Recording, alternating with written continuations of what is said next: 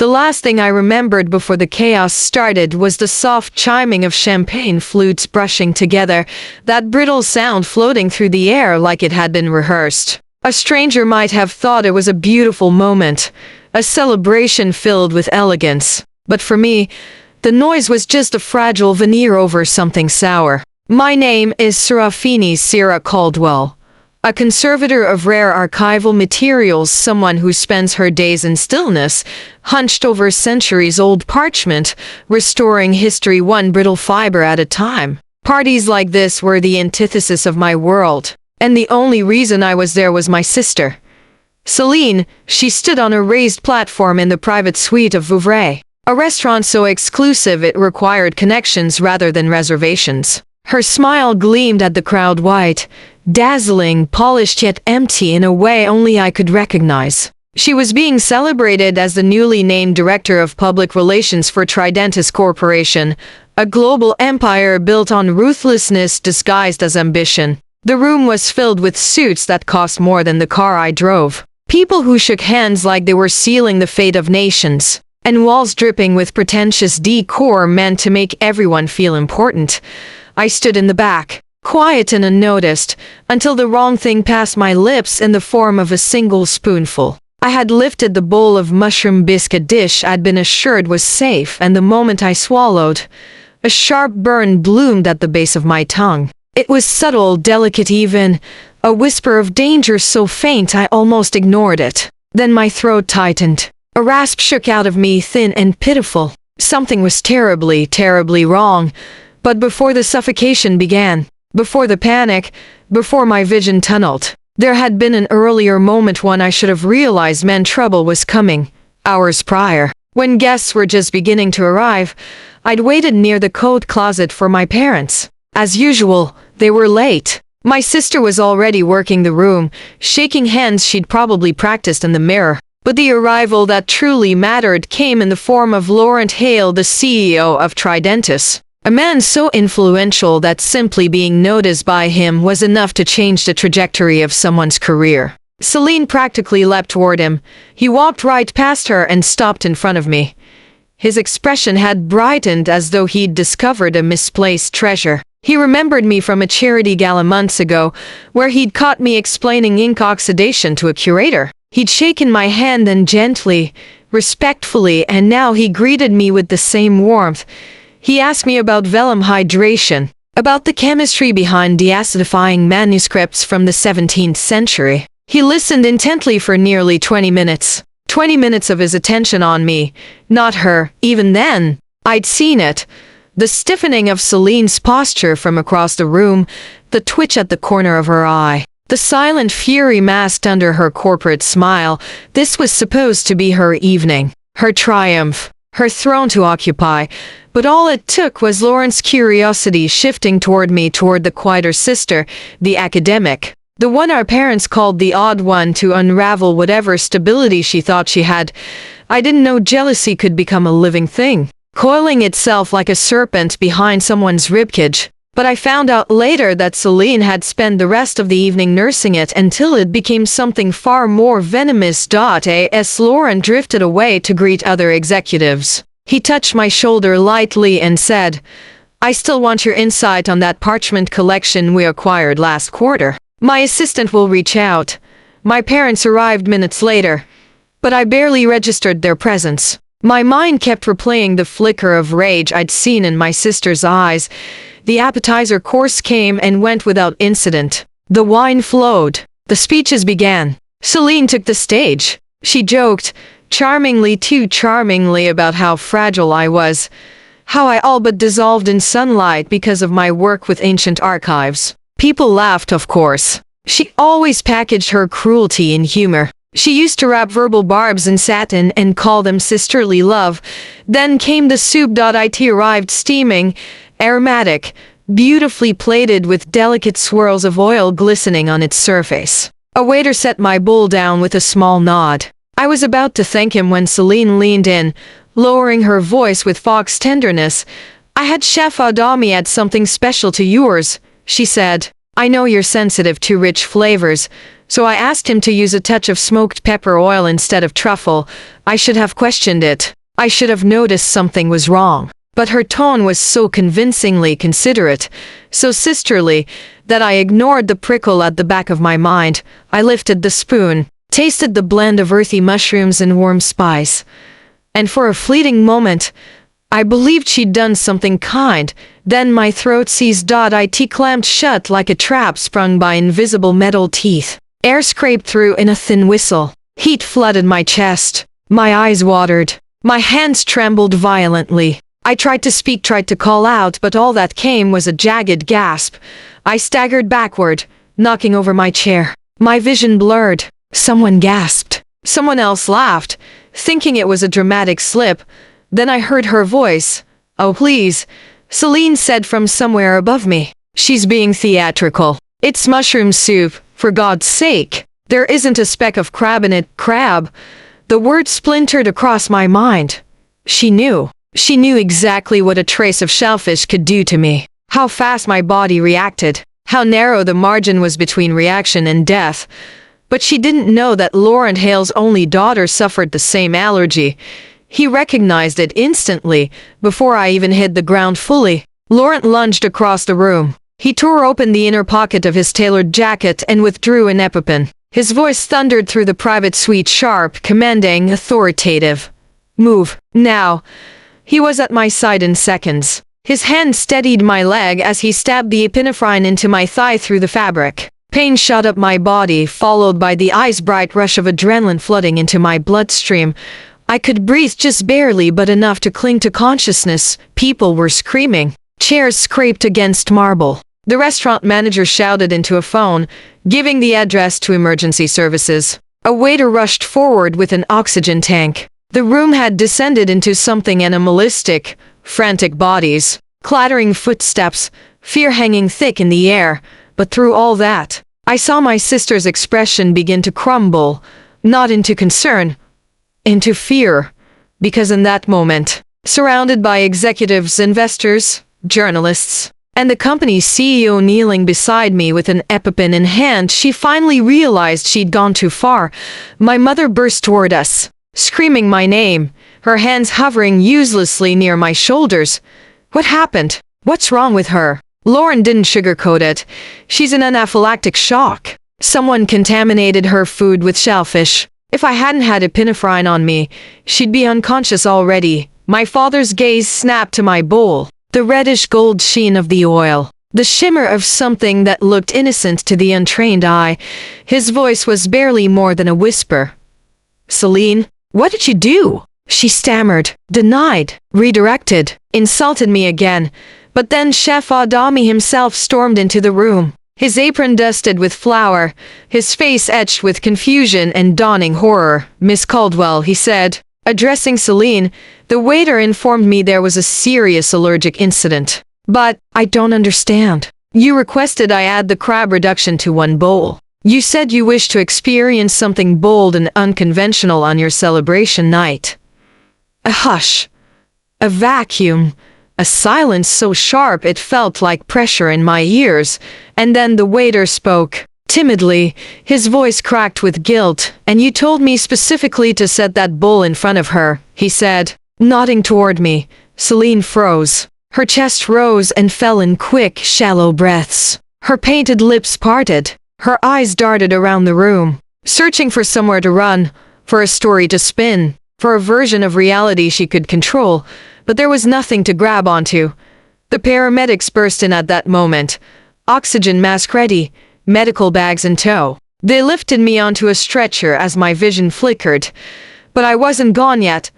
I reached for Lauren's wrist. My hands were trembling, barely connected to my mind. I didn't have breath, or a voice worth using, but I used everything I had left to point at my bowl, then at my closed fist. "Keep it. Preserve it. Evidence." Laurent understood instantly. His voice cracked through the room with such authority that even the walls seemed to listen. "Nobody touches this table. Security cordon off the area. This is now a controlled scene." Celine's mask shattered completely.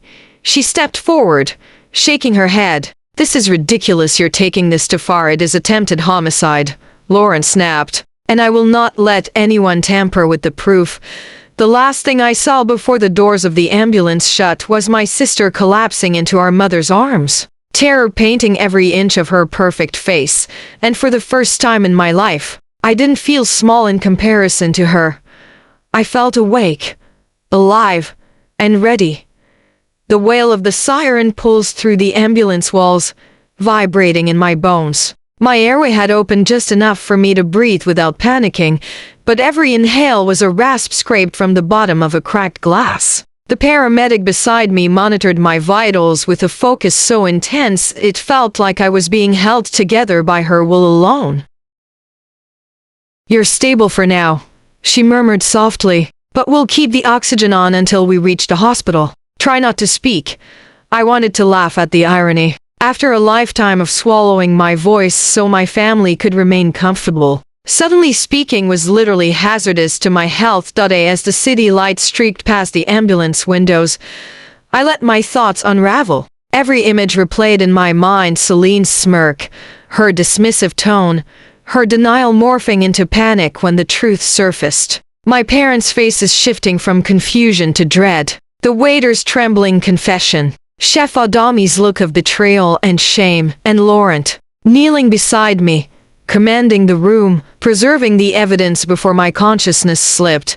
For 26 years, I'd played the part my family cast me in: the quiet one, the dutiful one, the one who caused no trouble. Tonight had broken something in me, or maybe something had finally broken free. When the ambulance rolled to a stop outside the hospital, the back doors swung open, flooding the compartment with harsh white lights. The paramedics wheeled me in, calling out my condition to the staff waiting at the entrance. Each new pair of eyes widened when they heard the words anaphylactic shock caused by deliberate contamination. Deliberate. The word pulsed inside me like a slow drumbeat. They rushed me through the maze of sterile corridors, connected me to machines, slipped IVs into my arm, applied cardiac electrodes to my chest. My throat burned with every breath. My skin crawled with residual hives. My body was alive only because science and strangers had intervened.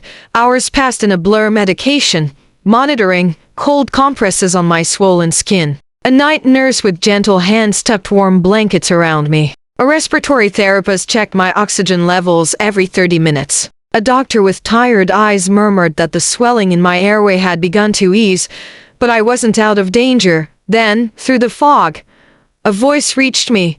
A familiar one. "Sarah?" I forced my eyelids open. The room swam, reshaped itself, and eventually focused enough for me to see the figure standing in the doorway. Laurent, still dressed in his tailored suit. Still alert, deliberate, composed. He stepped closer, stopping beside my bed.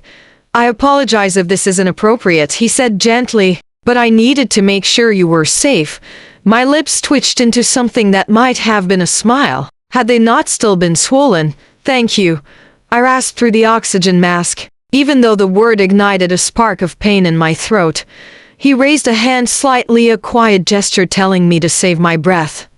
"No need," he said. "You saved yourself. If you hadn't pointed at the bowl." He exhaled, shaking his head. "Your presence of mind during that level of trauma was remarkable." I blinked slowly. The world tilted a bit. "Celine?" My voice was barely audible. His expression hardened, not in cruelty, but in clarity. "She's still at the restaurant with your parents. Police involvement would have been immediate if you hadn't halted me. You have a window, narrow, but present, to decide how to proceed legally." I thought I was prepared. I wasn't. When I attempted a nod, my neck refused to lift, so I blinked instead once, deliberately. "I'll support whatever route you take," he continued, "and my company will provide statements from everyone who witnessed what happened." He wasn't doing this for my sister, or my family, or even his public image. He was doing it because he was a father who knew exactly what could have happened. He left shortly after, promising to return with paperwork detailing the preserved evidence. I slept in fragmented pieces, drifting in and out of uneasy dreams, visions of golden oil swirling atop soup, of my sister's laughter echoing as the world dimmed around me. The next morning, my doctor informed me there had been complications. The repeated doses of epinephrine had overstimulated my heart, and scans suggested inflammation in my vocal cords would persist for weeks. My skin still bore splotches of angry red welts. My body felt fragile, foreign, misaligned. And yet, even in that weakened state, I began planning. I didn't know at the time how ruthless I would become, or how methodically I would pursue justice. Only later, looking back, would I see the moment the shift crystallized when the quiet archivist who'd spent a lifetime restoring damaged artifacts began to treat her own life with the same precision 2 days into my hospital stay. My lawyer arrived, Gordon Sloan, no relation to my sister. A coincidence that amused him more than it did me, walked in with the confidence of a man who'd spent his career making people regret underestimating him. His dark suit was immaculate. His briefcase clicked open like it contained the keys to someone's destruction. "You look better than expected," he said by way of greeting, pulling up a chair. Alive, conscious, vengeful. Good signs. I stared at him through half-lidded eyes. "Tell me what happened." I recounted everything in a raspy whisper: the conversation with Laurent, the Sioux, the collapse, the confessions from the kitchen, the preserved evidence. I described the expression on my sister's face when the truth came to light. Gordon listened carefully. Not a single blink wasted. Not a single detail missed. When I finished, he tapped his pen twice against his notepad. "That," he said, "is attempted murder." My breath hitched, not from fear, but from the validation. Someone said it. Out loud. Someone who understood. "I want a civil case instead of criminal charges," I rasped. His eyebrows lifted. "Interesting choice." "Why?" I struggled to form the words. My throat burned. My chest ached. But I forced them out because this mattered. "Prison ends quickly," I whispered. "But financial devastation lasts." Gordon's smile sharpened. "Go on."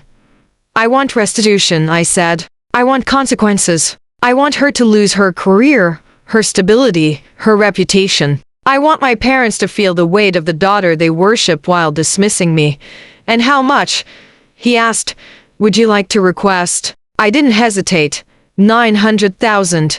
His eyebrows rose again, but this time with admiration. "A precise amount. Why that number?" "It's ruinous," I murmured. "But not impossible. They'll think settling is their only option. They'll believe they're getting away with something. That's important." Gordon nodded slowly. "You're not just playing chess," he said. "You're playing restoration, removing rot strand by strand." He stood, tucking his pen away. "I'll assemble affidavits from the chef and waiter immediately. Legally notarized, immutable. And I'll request a full panel of medical documentation from the hospital." "Good," I whispered. "And mediation?" "In 3 weeks."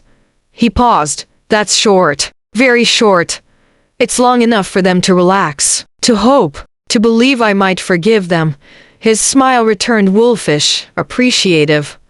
"I will make it happen." When he left, exhaustion washed over me. But beneath the exhaustion, beneath the bruised lungs and trembling fingers, a new sensation flickered. Control.by the time I was discharged from the hospital, I was still weak. I couldn't raise my voice above a strained murmur. My chest felt bruised from the inside. My hands trembled every time I attempted fine motor tasks. But none of that stopped me. I worked with Gordon daily from the confines of my apartment, reviewing statements, approving documents, constructing a case so airtight that even the ghost of doubt couldn't slip through. Meanwhile, my family attempted damage control. My mother left voicemail after voicemail, dripping with false sympathy, each one ignoring the word poisoning entirely. My father called once, just once. His voice was clipped, annoyed, as though I'd staged some great inconvenience. "Sierra, this is a family matter. Don't let it spiral into something ugly. We'll talk when you're calmer." Calmer? I wasn't calm. I wasn't angry. I was resolved. Celine's message came last. A text, as cowardly as it was predictable. "We should talk." This got blown out of proportion. I didn't mean for any of it to happen. I blocked her. My silence was not forgiveness. My silence was the scalpel. 3 weeks after the poisoning, the mediation was finally scheduled. The day everything would converge. The day someone would either break or be broken. And I knew exactly which one I intended it to be.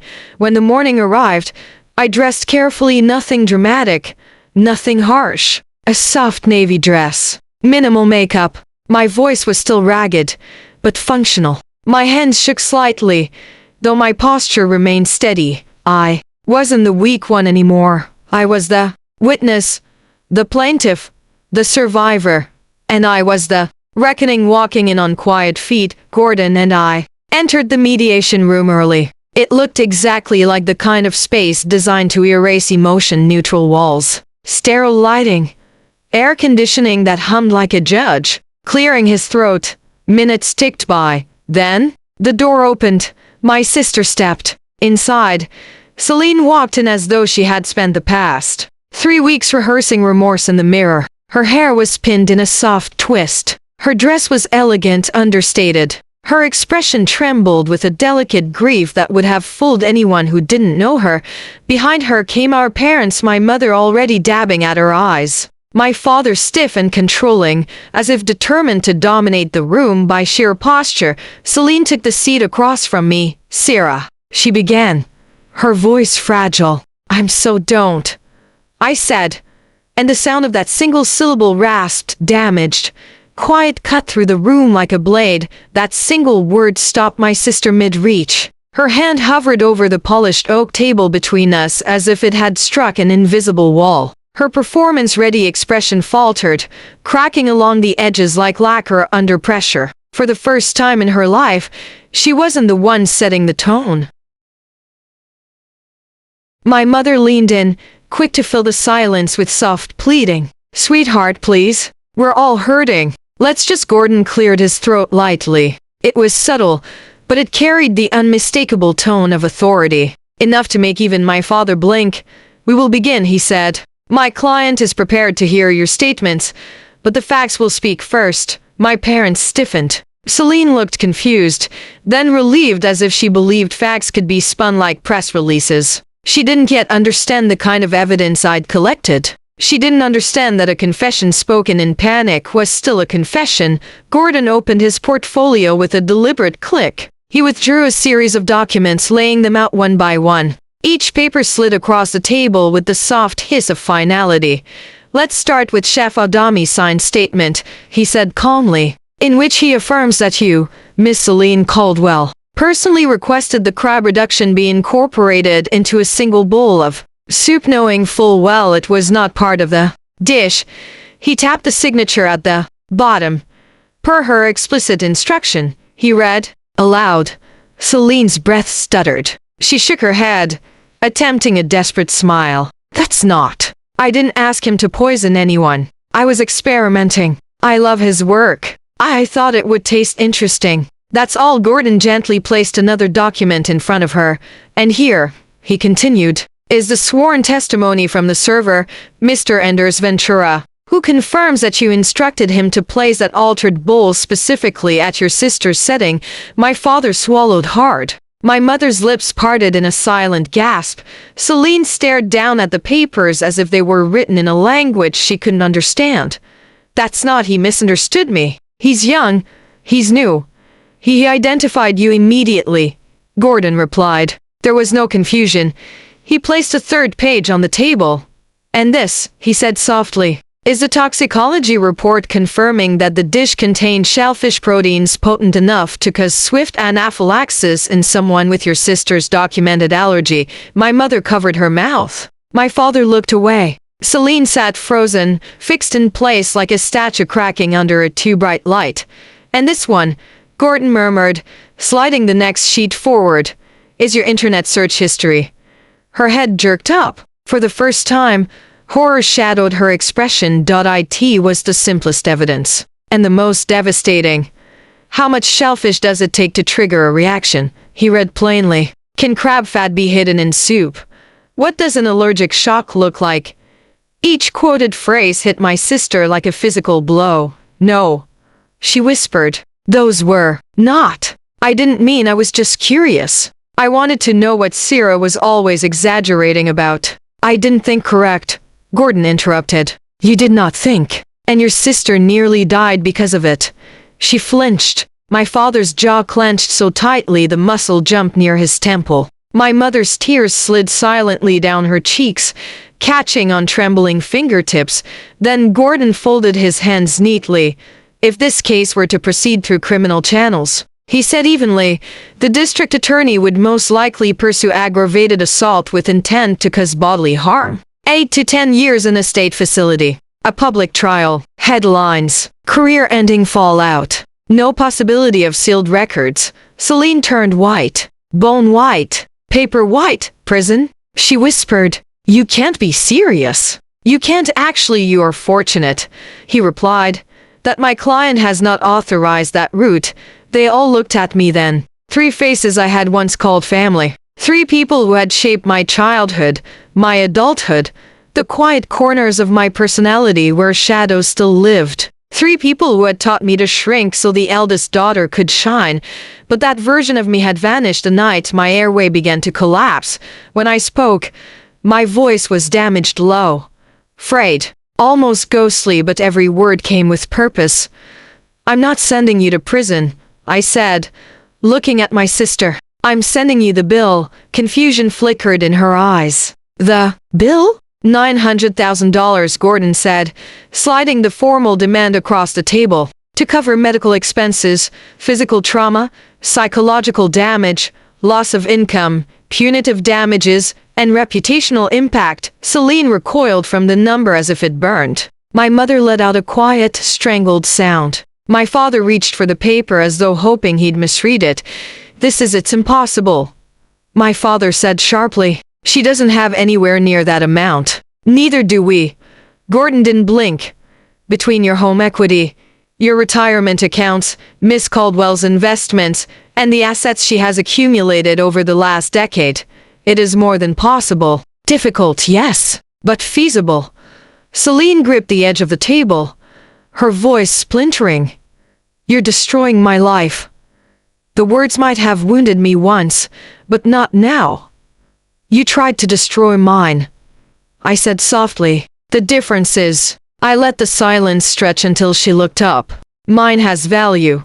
Her breath hitched. My parents stared at me like they were seeing a stranger. Maybe they were. Maybe the daughter they thought they'd raise had been peeled away layer by layer, until only the truth remained. A truth that could finally speak. Celine burst into tears, the loud kind. The dramatic kind.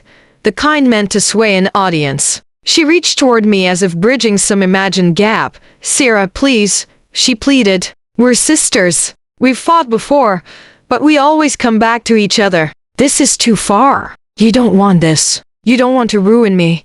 I held her gaze, then spoke with quiet certainty. You ruined yourself. Her cry broke into a fractured sob. My mother grabbed her hand protectively, casting me a look that mingled heartbreak and accusation. How can you be so cold to your own family? She whispered. I blinked slowly. Because warmth, I said, was never something this family offered me. My father slammed his palm on the table. This is extortion. Gordon didn't even flinch. This is Mercy, the mediator who had watched the exchange with growing discomfort, finally stepped in to instruct the Caldwells on their options. It took 45 minutes of resistance, denial, bargaining, and collapsing composure before the signatures were finally placed on the settlement agreement. A sum that would drain them for years. A sum that would bury the lie that our family had ever been united by love. When it was done, Celine looked at me one last time. Her voice was hollow. I thought you'd protect me. I stood. No, I said. You thought I'd stay small. I left the room without looking back. Fresh air felt like a baptism, like stepping into a version of myself that had been suffocating for years, and finally tasted oxygen. The aftermath unfolded exactly as expected. Celine's job dissolved quietly under the guise of restructuring, though everyone knew why. Her reputation circled professional networks with lightning speed. No one wanted to hire a PR director associated with poisoning scandals, even off-the-record ones. She sold her condo at a loss, auctioned her jewelry, returned the luxury car she could no longer afford. My parents drained retirement accounts they once bragged about. The mortgage on their house ballooned into something they could barely handle, and Celine tried briefly to reinvent herself. She found a wealthy Dvorak who mistook her charm for sincerity. She moved into his penthouse and posted filtered photographs of borrowed affluence. Then he discovered the truth. The articles, the rumors, the settlement, the lawsuit. One day she came home to find her suitcases in the lobby and the locks changed. The last news I heard placed her in a telemarketing center on the outskirts of the city, sitting beneath flickering fluorescent lights, reading scripted lines to strangers who hung up before she finished a first sentence. Sometimes poetic justice doesn't shout, sometimes it whispers. A year after the night I nearly died, I stood in my restoration studio, a converted warehouse with tall windows and the smell of aging paper lingering like a hymn. I ran my gloved fingers along the spine of a manuscript older than the country itself. My life was quiet again, but not small, quiet like confidence, quiet like clarity, quiet like a blade resting in a sheath because it knows precisely how sharp it is. Laurent had kept his promise. His company became one of my first long-term clients, awarding me a preservation contract that stabilized my finances for years. More projects followed. Then partnerships. Then expansion. My business grew until my name, Serafini Caldwell, became synonymous with precision, preservation, and resilience in the archival world. A reputation built not on bloodline or favoritism but on skill, discipline, and the quiet determination of someone who had survived betrayal and learned to restore herself better than anyone else could, somewhere in a dim call center across town. My sister sat in a cubicle, headset on, trying to sell things no one wanted to people who didn't want to listen. I didn't hate her. Hatred implies heat, energy, sustained attention. What I felt was nothing. A clean nothing. A peaceful nothing. A nothing earned through the belief that some things simply cannot be restored. In my hands, the manuscript before me was brittle, its edges softened by centuries. Yet even so, it could be saved. It deserved to be saved, unlike people who treated the fragile as disposable. I lowered my face toward the page, took a slow breath, and began my work, each stroke of my brush an affirmation that restoration belongs only to those who understand its worth. And I never once looked back.